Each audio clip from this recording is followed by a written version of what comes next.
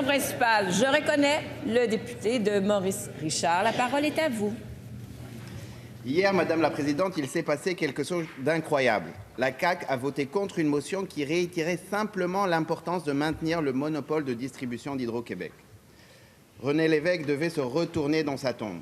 Alors la question, c'est pourquoi?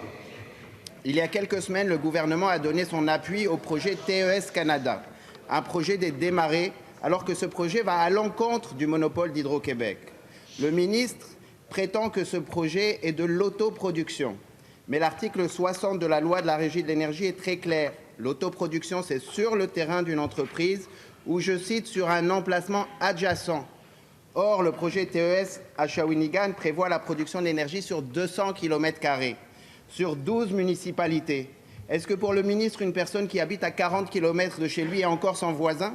Est-ce qu'il peut admettre que ce projet des démarrés à Shawinigan est illégal aux yeux de la loi actuelle? La réponse du ministre de l'Économie, de l'Innovation et de l'Énergie. Madame la Présidente, je confirme en cette Chambre que le projet de TES Canada est légal et j'encourage le député à voir des avis contraires s'il le veut. Maintenant, le contexte du projet est important à cibler. On se rappelle que Hydro-Québec, comme monopole, devait offrir des mégawatts à tous les demandeurs industriels, commerciaux ou résidentiels. Malheureusement, il est arrivé une situation de contingentement entre l'offre et la demande. Donc, maintenant, les entreprises peuvent, comme c'est permis par la loi, faire de l'autoproduction à condition qu'ils ne sont pas sur le réseau de distribution d'Hydro-Québec. Et ça, c'est non négociable parce qu'au Québec, on a une force d'avoir un réseau homogène qui va demeurer totalement sous le contrôle d'Hydro-Québec.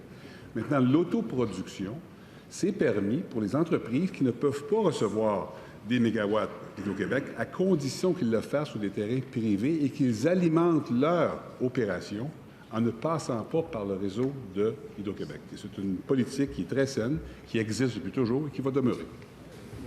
Première complémentaire. Adjacent, situé à la frontière 2, c'est la loi. Est-ce qu'on peut me faire croire, Madame la Présidente, qu'une éolienne à Saint-Thècle ou à Saint-Tite est adjacente à une usine qui se trouve ici à Shawinigan? C'est pas compliqué, Madame la Présidente. Dans l'état des choses actuelles, TES Canada, c'est un projet illégal. Le ministre de l'Économie a déjà critiqué les règles d'éthique auxquelles il est assujetti. On est rendu à se féliciter de projets qui sont contraires à la loi. Peut-il confirmer qu'il a l'intention de mettre fin au monopole d'Hydro-Québec? La réponse du ministre. Madame la Présidente, au contraire, je vais encourager tel projet. Encore une fois, je répète, le projet est légal, toutes ses formes. Deuxièmement, la raison pourquoi c'est légal, c'est qu'on demande aux entreprises, aux services, s'ils veulent produire leur propre électricité sur des terrains privés et qu'ils alimentent leur opération sans passer par le réseau d'Hydro-Québec qui pourrait être contingenté, c'est non seulement permis, c'est désirable. Alors, j'encourage les entreprises à copier le modèle de TES Canada. Deuxième complémentaire. Madame la Présidente, on a du mal à comprendre le mot adjacent, mais comprenons le mot transport. Actuellement, le transport, c'est un monopole d'Hydro-Québec. Et si on met une éolienne à Saint-Thècle, à Saint-Tite ou à Hérouville, il va bien falloir la transporter à Shawinigan.